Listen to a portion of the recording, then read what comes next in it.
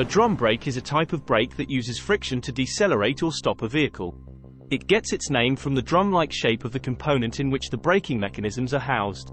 Drum brakes have been used for many decades, though disc brakes have become more popular in recent years due to their better heat dissipation and overall performance.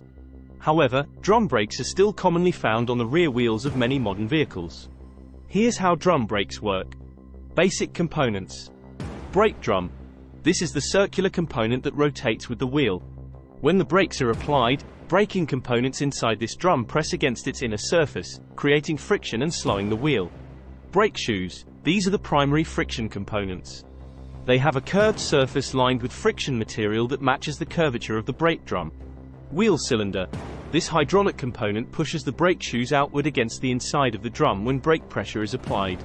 Springs. These return the brake shoes to their resting position, away from the drum surface, when brake pressure is released. Adjuster.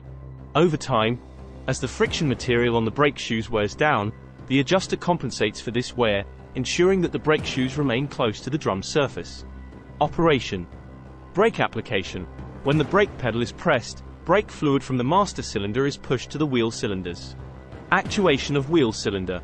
The hydraulic pressure from the brake fluid causes the pistons in the wheel cylinder to expand outward. Brake shoe engagement. As the wheel cylinder pistons expand, they push the brake shoes outward until they come into contact with the inner surface of the rotating brake drum. Friction and deceleration. The friction between the brake shoes and the brake drum produces a decelerative force, slowing down or stopping the wheel. Heat is also generated during this process. Release. When the brake pedal is released, the hydraulic pressure decreases, and the springs pull the brake shoes back to their resting position, disengaging them from the brake drum. Advantages and disadvantages. Advantages. 1. Cost. Generally less expensive than disc brake systems. 2. Simplicity. Easier to manufacture and assemble. 3. Self-energizing effect. Due to the design of some drum brakes, the rotation of the drum can pull the brake shoes into it with more force, enhancing the braking effect without extra pedal effort. Disadvantages. 1. Heat dissipation. Drum brakes are not as effective at dissipating heat as disc brakes. 1. Excessive heat can lead to brake fade and reduced braking performance. 2. Maintenance.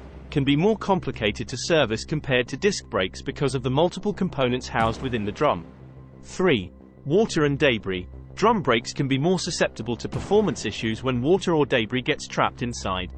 While disc brakes are becoming more standard, especially for front wheels due to their superior performance and heat dissipation, drum brakes still have a place in modern automotive design, especially for less demanding rear wheel applications and in cost-sensitive markets.